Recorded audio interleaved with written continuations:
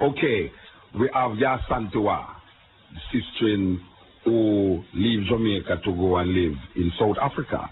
And we're going to link up with Yaasantiwa. Hello? Yeah, Bermuda. Oh, you do? You know you wait long, but it's so it goes. Boy, you know this wait them is enough. Boy, the music sweet, Muta.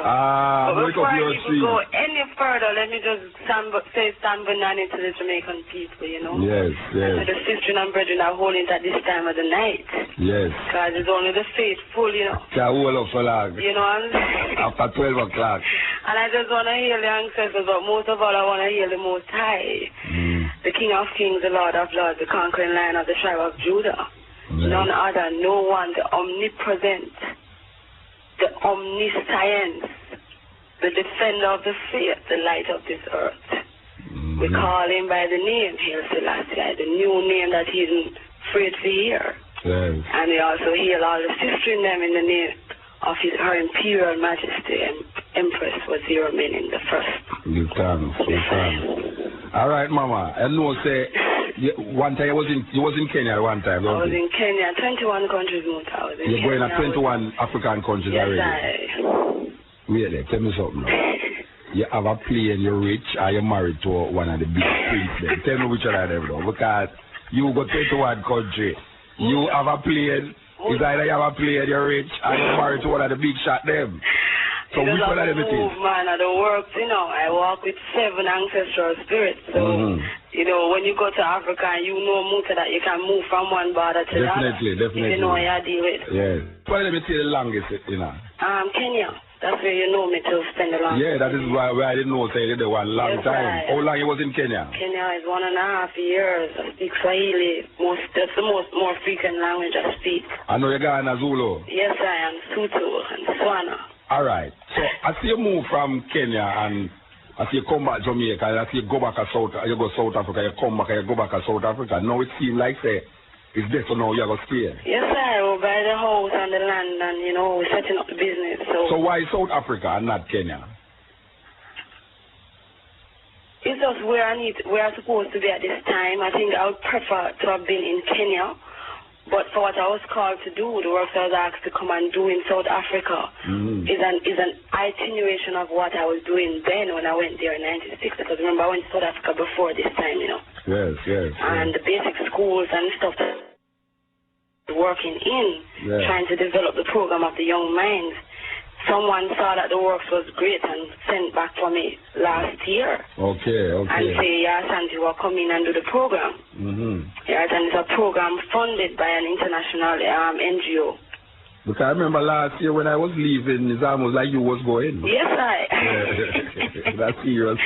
Hey, Muta, you know that song, Woolen Lela, is my wedding song that was chosen for Samuki and I. The Brenda Fat. Yeah, so when I say Woolen Lela is a song where they open the gates, all those people won't mind their own business. Because whatever you're showing the way, I have to come out now. And, you know, she's saying, put on your spectacles.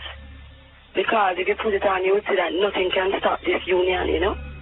So it's a very powerful song. For all the sisters and brethren out there, we just start them union. You must play some more of that for them, you know. All right. So you're bridging in South Africa now? Yes, I'm holding the fort, you know. I'm holding the fort, 6 and 6. Yes, you got 0 6. All right. So which part of South Africa you live? Johannesburg, a place called Rudeport. Oh, at Johannesburg you live? Yes, Yes, So you meet my lady down there, Rashid? Wow, that's my business. And Dawit and... No, we're not talking about Dawit. Dawit, I'm a first time, but we're talking about Rashid. No, we carry go to South Africa. Yes, Then we sit down and reason with Rashid because Rashid is a part of the promotion that is bringing in culture and burning spear the 15th of She bring in most of the artists that are reaching at South Africa. Yes, So the burning spear and culture is the 15th. One show in 3 different places. Them both are performed together. You can imagine what we're going on. I tell you, man. And I'm going to Cape Town too. Yes, Durban, Cape Town, Johannesburg. And I hear sit down with them for the show them too. Yes, He's going to be one of the openings. Wow. Yes. Now we get a big break, you know. You know? Down for a big show. It's a joy for every dog. So it's not Revolver producing the show? No, it's not. Revolver has something to do with it, but it's the brethren Keith, you remember Keith? Yes. Yeah, it's him doing the thing, you know? Oh, but that doesn't sound like a little thing. That sounds like a big thing. Big thing, yes? Yeah. All right. So tell me where I go on in South Africa, you know. Because we left there and, you know, tell me where I go. We get communication every day. Yes, sir. I mean, literally, every day yes, I get an email from South Africa. Every day. What is going on in South Africa now? We start about the politics. The politics with the difference between Mugabe and Mbeke, sorry. Right?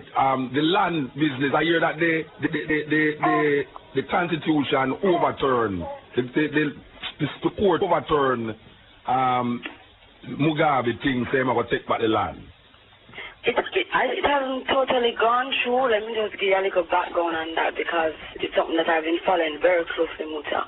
Well, you know that right now Thabo Mbeki is not a very popular president because the Boers in South Africa have been pressuring him, saying that he hasn't come open and say what he needs to say to Mugabe.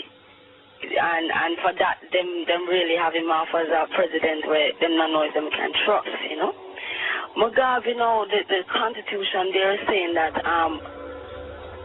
the way in which it was done, they have to find a more legal way to take away land. So that is the pressure that the Constitutional Court is sitting down and trying to deal with because they're saying that they can't have this sort of state of affair or state of emergency happening anytime soon.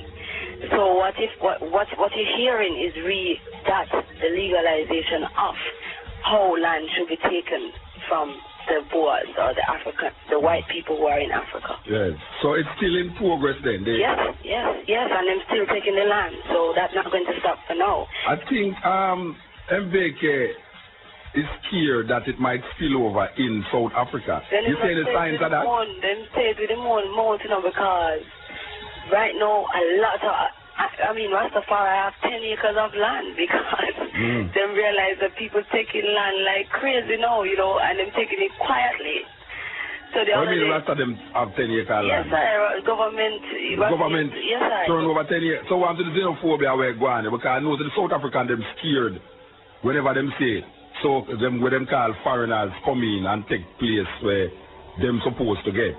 Well, I know xenophobia is a big thing on there with the South African. Let me just go back to this land thing. So up in the northern province now, which is a place called Pietermaritzburg and them place, the people them decide that them now really want to wait on the government, so them just live on the land. So they have started to live on the land, and the other day, now the government had to pay out some money to the people that were moved from Sophia town and put into Soweto. So they gave them 40,000 rand to all the people who could, you know, bring some kind of proof that they were moved forcibly. So that part of it is happening.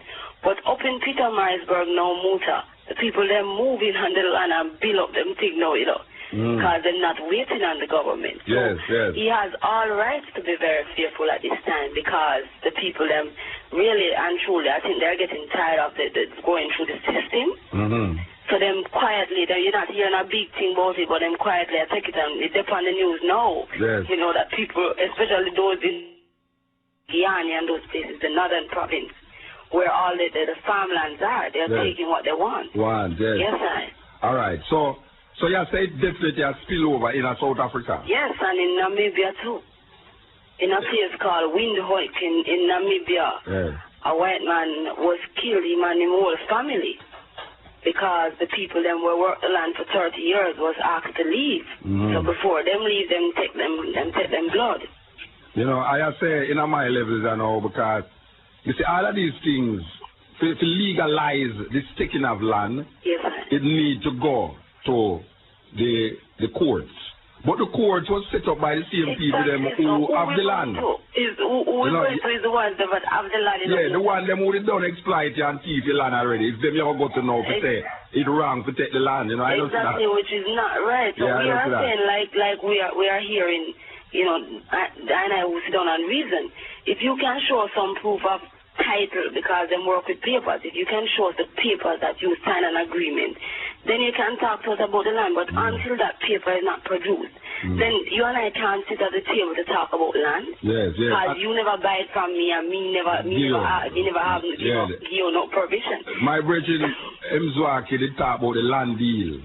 Land bought Land did not sold. Yes. You know, land did not sold. But when you really check the vibes, right, you know, I am seeing in like Zimbabwe right now where it's like white people, for example, England, you know, it's like they must say, why this man have become so almost barbaric because now him have the Africans them a rally around a situation now where they need to go to the laws to deal with. That I am saying, but you go to the law to deal with and the same man them take away your land, the same man you go to the law and say the law. It's ridiculous. The law no right. But apart from that now, why Mugabe after 20 odd years just decide now say this thing need to happen?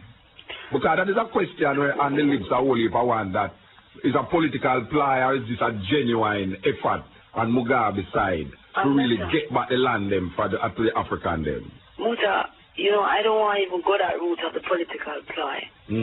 And for risk of sounding like I am defending Mugabe, I think every time an African man starts claiming certain things, irrespective of the circumstance and the situation, it's always a ploy. Yes. You see, because it suits them to call it a ploy. I think Mugabe over the years have been talking to them very, very quietly on how they know to do in boardrooms and saying, look, and what people don't hear and don't remember, the veterans with their own mouth said we're tired of waiting on Mugabe doing his bureaucracy. We need the land now. He has forgotten us in the city. So a lot of people are pushing, but the people took things in their own hands. And it suits the Western media to say Mugabe had something to do with it. It is bigger than Mugabe. It is bigger than him. I mean, he might have some of his piles and so on. You know, when I do certain things, but I think it went big because when I see the women them come out in them thousands, I come out and say, we want this land, not man, woman. When we see the woman them go up on the ground with them machete, it's not man thing, this is a woman thing. The woman them say we want to feed our children. Yes. And from the woman them take charge, then it's bigger than Mugabe and it's bigger than man. So I don't wish to even continue this, you know, whether it's Mugabe's fly or political, the people them see the needs. And them say them want them land. Mugabe could not in that short period of time cost up the thousands. There was a white man on the land, some black woman, African woman go forward to the man and them show him. And them say, the woman said to him, you better leave now if you want to live another minute. This was captured on SABC. No, it's, you know, for years, you know, I write poems and I write poems about the situation and I say, no, a man like Ian Smith who murder, kill, rob, rape so much black people over the years in the Rhodesia period. And to hear Ian Smith now actually a big shot Rasta. Ludicrous. I mean big shot. And then I claim now say him have more black friends than Mugabe. Right? Plus now he must say him want to run in politics? Yes, sir. In one for because you have some careless Ethiopians, as you and I know in Omuta. Because you know in South Africa, Southern Africa, which includes Zimbabwe, Republic and all them, there are some very careless Africans down there. And so him can afford to speak in that careless manner because unfortunately for those of us in the struggle, we have some of those careless Africans that continue to be the Uncle Towns. That continue to support these strangers in their land. Well, it's a Dick Clark where I hear Nelson Mandela go get Peace Prize with.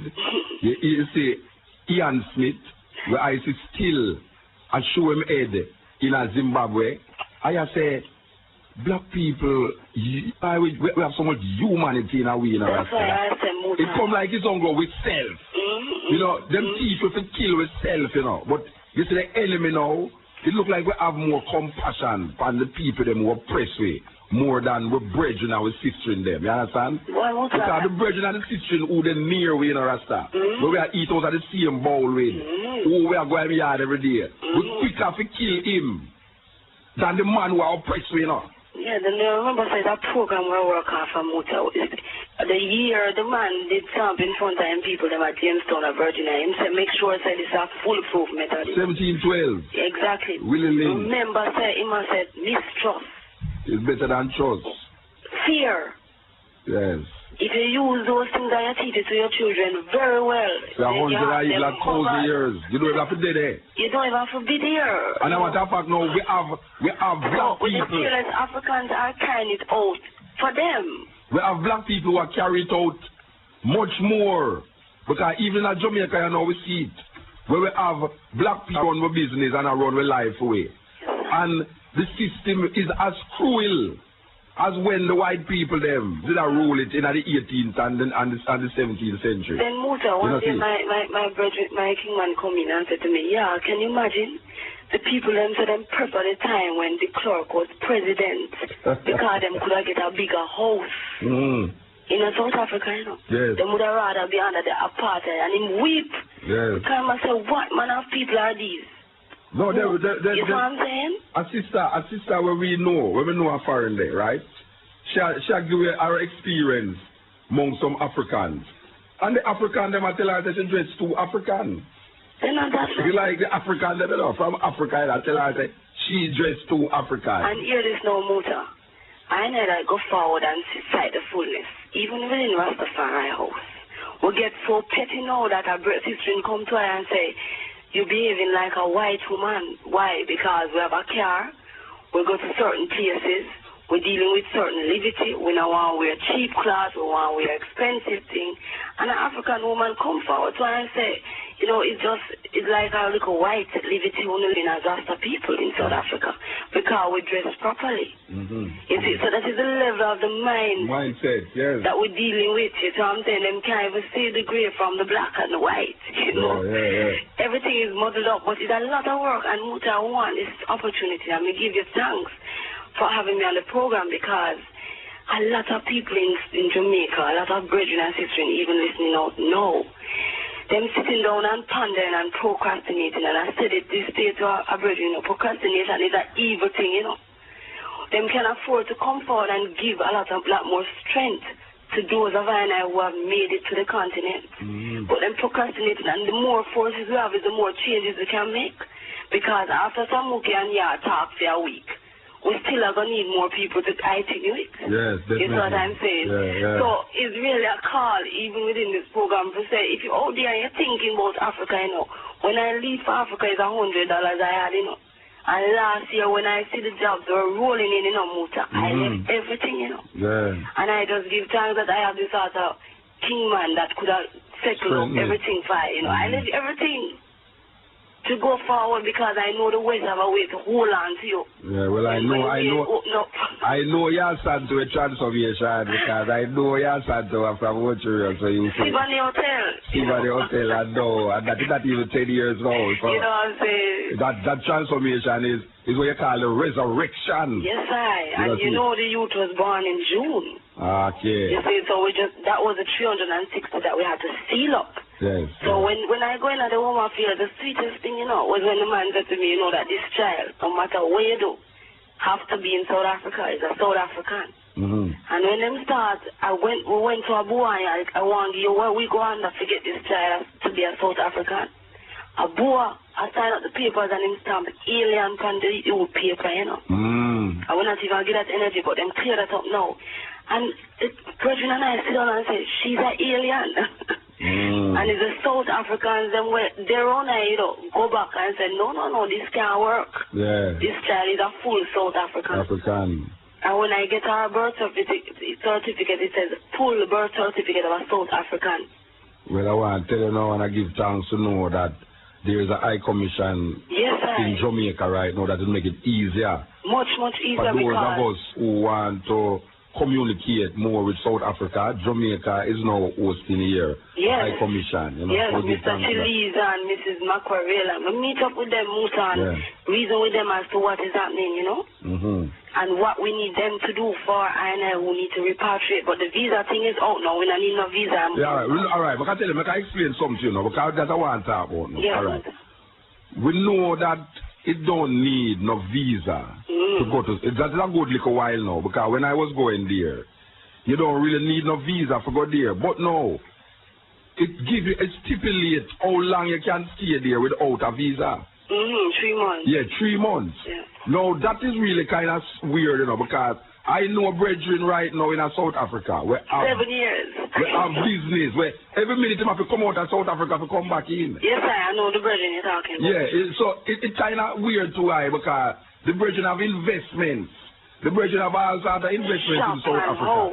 And they have to leave South Africa every 3 months to come in there. Maybe I really want to talk, I really want to deal with them about that issue there. Yes, I say that would be good, because even for I&I there, we have to clear up a lot of things with the one-on-one. But you know, being who we are from the West, yes, we already infiltrate certain parts of the immigration. Well, you know, you see, and this is why I had to go and speak to Mr. Chiliza. Winnie come here and Winnie declare that we never string tie. We left with umbilical cord in Africa. Yes.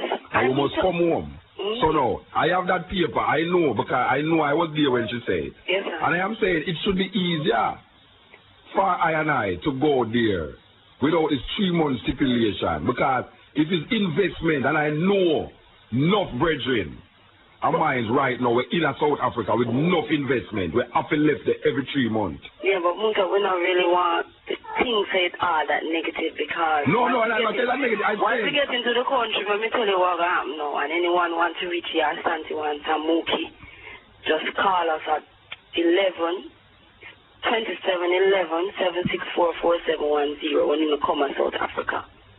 And I will definitely take it from there, because we setting up a business now. And we now going to make them and them laws, which anyway is being amended. Those things are being amended. But I look at it, Muta and our brethren just come from, some of the brethren them from Jamaica who are there. What them do after the 3 months is them go visit Botswana, them go visit Angola, them go visit Namibia. Right? And then them come forward. So in many ways, I don't really want people to procrastinate. I try to stop the procrastination when them hear them sound the way you get. I'd like you to talk to Mr. Chiliza, the ambassador, and see what else them going to do to... No, well, that me say. I have a talk to them, because I know that it's kind of inconvenient to leave. Yeah, but within the country, there's a lot of extension that can be done, you know, without no cost. Yeah. And that is possible. Then again, I hassle for that as long as you bring in the passport like a week before your time up. Yeah. And if you're doing it in the black areas, you don't really have a problem. But as long as you go into like Johannesburg where the Boers are there, you're going to have a problem, because they still don't want. Cape Town. Xenophobia is about... Cape Town, really. Cape Town. Don't do anything in Cape Town, because you know that is a white man's town. Yeah. And you know the weirdest thing now, it's only I like. Me know, because of the mountain and the river. It's Douglas I like, it's Cape Town I like. Yes, yes. All we are going to do is Cape Town I like. Even my brethren, him love the Cape Town. Yeah, man, we love Cape Town, Rasta. You know? Especially where my brethren them live. Yes. Where my brethren them live, I mean, stand up on the side of them wall and look over and see the whale them in the sea. Yes. Where the Atlantic meet, the Pacific, you know, the Indian Ocean. The Indian and the Atlantic. Meet the Atlantic. Yes, I tell you, man, it's a sight to behold, man. Yes, sir, the Cape Point. All right, so tell me something now. What kind of work the sister function? What kind of work you do down there? I'm training in a thing called experiential education. What we're trying to do is get Africans to be more, to use them creative selves in their education experience within the school system. Yes. So we train a lot of the young people to be able to teach their primary school children. So we're trying to link up high schools and primary schools. And in the same time, we're trying to teach and train unemployed youths to be able to go into schools and function, because of the wars that are going on within the school. So one of my aim is to deal with how we're going to penetrate the conflict, how we're going to train in a more experiential way using the African experience as opposed to the European experience. Is there a networking going on between, for instance, you as a one who come from Jamaica, and there's a whole heap of teachers in Botswana? Knowing that Botswana is just like across the border. Is there a networking going on between those in Johannesburg and those in Botswana? Not as strong as it should be. Right? And we need to work on that in the next... That's the other aim. We have to start really finding out what everyone is doing. Yes. And, you know, it was very difficult in this year because I was carrying the youth. you know, and we had to set this program going on the ground. But now that this program has been settled and we still have the funding for it, one of the main emphasis is the Alpha and Omega Center for Rastafari children. That is out in Grassmere with the brethren them, Rasipo and those people. Okay. Yes, we have some irrigation place and thing, and we're getting seeds and, you know, things like that to plant for Rastafari. We're setting up a tabernacle and things like that for the Bingy house there. Yeah, okay. All right. Hold on. This is the Cutting Edge and IRFM coming through. We're talking to Yaasantiwa, sister who is now living in South Africa, having been through 20-odd states. She decides she will in Johannesburg. Muta. Yes. You know, I just sit down and I just reflect within I, you know. Yeah. Just to make the record very, very clear that the land issue will never be finished until all Africans own at least 1 acre of land. So the process that is happening now, it is very much too slow. But I've seen a little progress, and I want to give ideas for the little progress. But it's only I can really make a lot of pressure for them, you know, Muta. For the Africans, because some of them are voiceless in many ways. And remember, His Majesty reminded us that Africa waits its creators, and its speakers, and its orators, and its legislators, which is those of us who are here, who are making the transition. And if we take a long time to come to the continent, then that's how long the process is going to take. You see? Yeah, well, I am hearing a lot of links taking place. I mean, it's not publicized really. I guess it's going to take like Andrea's program and my program to really make people know that when we talk about Africa these days, it's not something far-fetched, it's not something out of the way. You know, this is what is going to take place in what them call the new millennium. Yes. Africa is the new millennium continent, you know, no care what man wants to say, you know. This is not no unrealistic move. This is not a Rasta sentiment. This is the reality of the situation, you know. That's right, you know, when we look on what America and England has to offer the Caribbean right now, we see that it is getting null and void in terms of aid, in terms of just progress that is taking place. And we, as this part of the program all the while, you know, we have not yet set up what we call a South-South relationship yet, which is there, so we need to go now, because Brazil is still not tapped into, you know, Northeast Africa is still not tapped into, and Africa in general is still not tapped into. Considering, say, the majority of the Caribbean people is of African descent, it is really ironical that there is no serious trade link between governments and governments in Africa and governments in the Caribbean. All we're trying to do is seek our salvation in America. When America right now don't even know if we elect a president. Exactly, Muta. You know, and we're still dragging them foot here. The government of Jamaica is still dragging them foot because South Africa come and set up the mission. And we still don't go on and do anything yet. But not only that. And we're talking because right now the NIS and the labor system in South Africa was set up by a Jamaican woman from out of the Ministry of Labor, you know, to come and deal with the pension thing. But look here, Jamaican woman the other day come set it up for them, you know. Is what I'm saying, and even until this day, we have to send anything we want to deal with, we have to go through Nigeria. But we know that the offer that was made by Haile Selassie when he come here, that Jamaica could be an observer country in the OAU. Yes, sir. I know say Jamaica take up the offer there on a great scale. Well, who was the president at the time? Who was the prime minister at the time when he made the offer? The prime minister in 1966? Yes. I don't remember what as well. 1966 was Buster. No, I remember Buster. Yeah. Well, I don't think I call. Anyway, what we are saying. Whatever it was. Yeah. I don't think it was in their interest to take it over the time. No, but no. You see, in terms of, all right, we're not talking about no repatriation or reparation sentiments. We're talking about just trade link with African countries is very vital right now. No, I share because that is important. Yes. You see, because some things I see that even within this small country here that could have been brought across to Africa and the Africans improve upon it. There is no scope. Because they make it very difficult, even for Africans in England, to even be able to trade.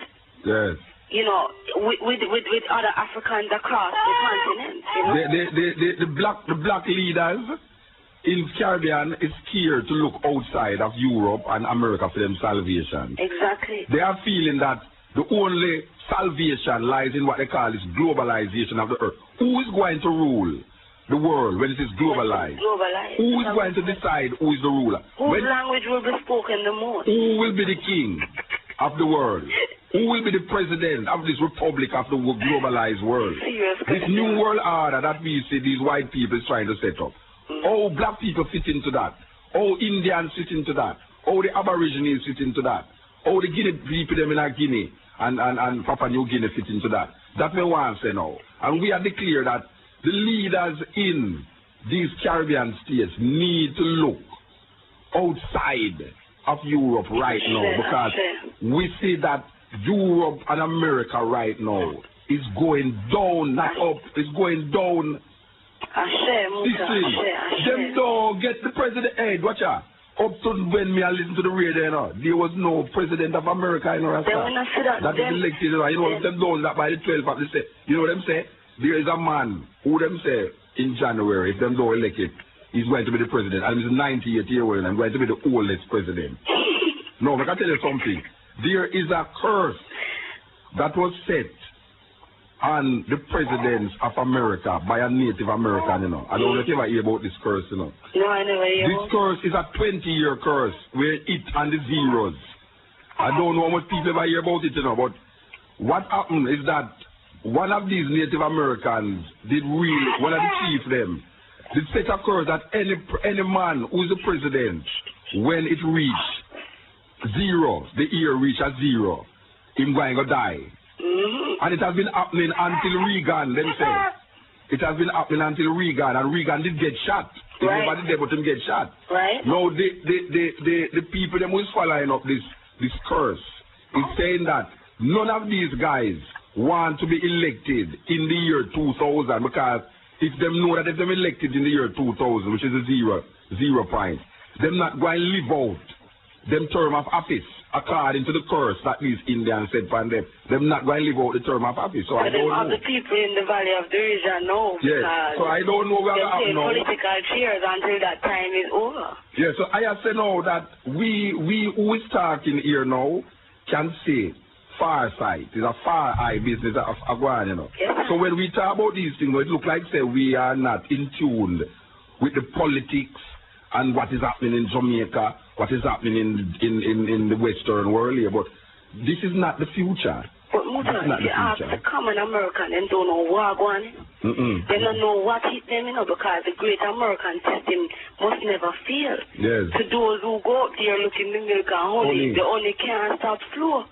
So when the people them turn on the top, not they have to turn on the top, at that time, no, you know. Yes. But to be honest, I just watch it afar because I see that son did prize name, you know. It's another, and it's a build up. So I know what is supposed to happen. We must just sit down and just go and see it through. Yes, and just look at it in the mirror. Because after me, Muta, the fall of America is inevitable, you know.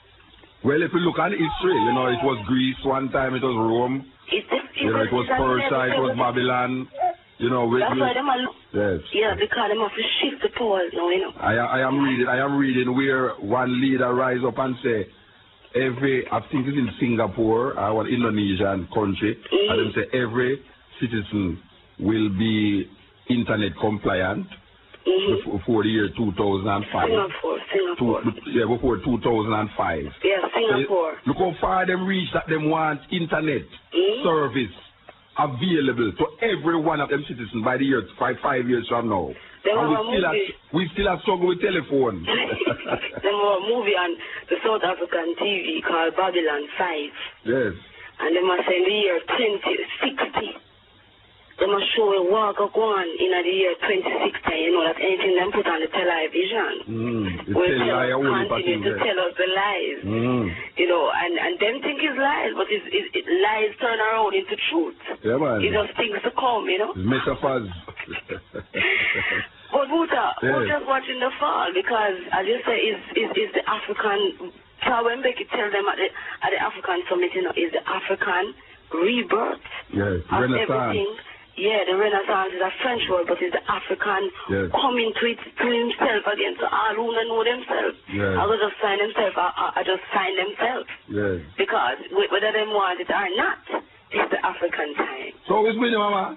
Boy, Winnie is strong. You know, she just hold a conference of women in August. And I was there with a newborn baby, you know, and I watched the people them cry for her. Yeah, man. And the woman of South Africa come out to support her. Them have them banner and say this is the next president of the Republic of South Africa. Them better watch it, you know. You see that so it's a lioness where I just go them better watch it, you know, because it's the same like how I feel, say, this woman named Hillary Clinton. Yes. In the next 10 years, she's going to be the president. Yes, sir. I have seen Winnie Mandela in the same light, you know, that, you know, we don't know, but Winnie have such a... And South Africans see that too? Yeah, it's like... It's like the poor, and that's a fear destiny, you know. I know the way they say, you have to be in South Africa to see the power of Winnie Mandela. You can't see out nowhere else. Nowhere else. You can't see out in your soul and hear or see what Winnie Mandela is to South Africa. What she's really about. Yes, you know. You know? Because the media here is so blinded by what is taking place. What but it's like I was saying to Andrew, it's like the media give her a media block, you know. Because anything powerful, them can't make it see through, you know. So they want us to pretend or they want us to think that Winnie has no voice. No, man. She have her voice, and the voice is strong. It's very strong voice. I see that when I down there. But I think what is important is that the same energy that ones and ones who are listening did give the princesses up Muta, so you know it's pressure for me now. The same energy that they did give to Mandikizela when she was trying to get Ntate out of jail is the same energy we must keep on sending for her. I can tell you what happened, why the energy is not there so much. They have ostracized this woman for so much years, and plus the media is not blowing up our works like how they blew up Mandela's works. So you find that because Mandela is part of their little vibes, the promotion is there. Them get peace prize and is all over the place. But you see, really know, you'd have to be hearing things that she's doing continuously in South Africa to really make it be something of a feeling or of an attitude for the people them here, you know. And that is a part of the intention of my agency in South Africa that the Kingman and I have set up to make sure that certain information, like we're bringing in Barashango, and we're bringing in some of the most important speakers, like we know Muta is coming again, you know, so that we can really get across to the people and to get them ready for Winnie Mandikizela when she come and take reign. But the people must be in a mindset. That them understand the essence of the Queen Mother. Because that is the essence that she carries, you know. So it's just a matter of time. It's just for Anna to keep on just holding the 1-2 far, beating the drums and chanting her name. So when you're going forward? On Friday, Muta, 24 hours. And it's long. The night is very long. You know what hurt me now? You will hurt me now. Where you go to, Miami? London. Me have to go for you go the long way. All right, hear me now. You know what hurt me now? What hurt you? American Airlines and South Africa Airlines have a partnership when it comes on to the frequent flyer mileage. And the other day I get a letter say South Africa Airlines is no longer a part of the frequent flyer mileage for the American Airlines, and I screw. Then that's what I'm sorry. We have to go British Airways now. Yeah, I screw. No, but British Airways is part of the American Airlines thing, you know. Yeah, but them are flying straight through, so you're not getting a problem with your mileage. I was so feeling good because I said from Miami to Cape Town to South Africa, I'm back, you know. It's almost like a ticket that. It's a whole ticket that. It's a whole ticket that. But Musa, you know what I know I want to bring back from here to South Africa for the brethren is that cassette where you have the Black Heart Man. Because we have a school every Saturday for the youth. We're playing cassettes, you know, reading the utterances of His Majesty for us to for our children. Yes. And that is the only cassette where I know you have to go organize by tomorrow. So I can play for them, the Black Heart Man. Yes. Yeah, it's a serious cassette, and everyone is telling me, Muta, make sure so you have it in your bag. Well, we're going to straight to there and meet some brethren and sisters. Oh, the brethren. Yeah, you know. You have a brethren where we sell on the road there. Yes, I. And I'm just going to call him to know. Everything when me have as merchandise, him just buy everything from me. Yes, I. And him set it up and him selling. And now him have a little store. Him have a store now? Because him, I did go get some little bead and thing from. Him have a radio program too, you know? Yes, I know. Yes, yeah, the brethren have a radio program. But, yeah, all them brethren up on the corners there in Johannesburg there. Just tell them the Musa said enough love. Yeah, because I record it right now, so we'll just play it. Yeah, and we'll give you, if you go to shop, we'll give you some posters. Yes. Let them plaster up the roadside there with it. Yes. So Musa have a poster, let them plaster it up. Because even in the Cape Town, the Marcus Garvey community, they them still remember that, you know. Yeah. And them still play like it was there yesterday. And the other day, Maccabee come. And Maccabee as a boy, and Muta works, and you must hear Muta, and Maccabee really gives some enough big up, you know. Well, I love Maccabee. In serious, I said, when them lock off the light on him up in Viewville, you know. Yes, him look a cappella light out. That, him going at the township, go ram it. Yes. The promoter cry, because it's a free show. Yeah, well, we're going to Alexandria. You go to Alexandria? Yes, I. We live 10 minutes or so. From Alexandria? Yes. Yeah, man, we're going to Alexandria, man. It really look away. Serious, because the other day, the people, you know, messed up. Right, look away. You have to know that apartheid done. And people still living at them time. That's what the Muta, you know, I don't want one to think that things are getting better. I think they are slowly moving along, but it's a snail pace. Yes, yes. And again, I just want to say to the people out there listening, move to Africa, wait, it's creators. Definitely. The people who never create anything can't build nothing. I have to come back to create it and build it, help them, show them the ways. Right, Mama, them hear this reason not so much, you know, I mean, them can't hear too much, but a man must know that Africa is the future. That's what we have to tell the people. Yes. You know, America I still... come for vacation in Jamaica. I just saw them have to look on it. Yes. It is possible. It don't mean they're going to go to Africa and don't spend vacations. Yes, sir. You can we can come and spend vacations and be a tourist in Jamaica. Yes, and go on the beach and watch people and talk with people and then say, you know, I'm just here for vacation. Oh, you mean? Of course. That's the way you need to do it now. To get people to understand that Africans come to the West for vacation. Yes, it's so it must go. It's so it must go. And we must know that that can work and it can happen. Yeah, then it's a mindset. It's a mindset. I'm on vacation with my 5-month-old daughter. Yes. You see what I'm saying? So anything is possible. We now work not big money and we now get a big pay. Yeah. But because we are praised the highest. Yes. And we work is clean. And there's a vision and a hope. And a vision and there's more possibility even now. Yes. You know, with a youth born on the continent. Because you owe it to the youth to give the youth the liberty of which that youth was born into. Yes. Is what I'm saying. Sister, I want to give thanks to the communication, you know. Yes, and there's more strength and more strength. And as we say, just pass at the shop and we'll give you some things to go get the bread. Yes, because Gabriel now going to come to him door if you're not just digging a motor. Right, so I can pass through, but I just want to give you thanks and just say, Siyabonga, Ntate, for the work that you have been doing, you know, because that has kept I alive. You know, because every time they meet with them, say, oh, it's Muta. I always say, yes, you know, we have that connection with that, you know. Because even that time when I just give you a little call, you know, it's some youth I discuss that, you know. I'm like, boy, I have to give Muta a call to find out if I'm alright, you know. Yes, yes. So we just give thanks. You're alive and well, man. Yes, I do. And we'll be back in South Africa, man. I am. There's a little house in Cape Town there. That Simon, on the hillside. Oh gosh, man. Yes, you know that house there. Yes, Sister P and you. I eat some serious soupies the other day in that house. Up there, yes. Yes. And it's portion of Virgin has to move into that area there. Yes. And more to come. Yes, yes. You know. So Muta Siyabonga. Aile. Yes. Amagatle. Go well. Yes. Rastafari. Yes, we're talking to Yaasantiwa, who has now packed up shop and living in South Africa, Johannesburg to be exact. This is the Cutting Edge on Afrikan.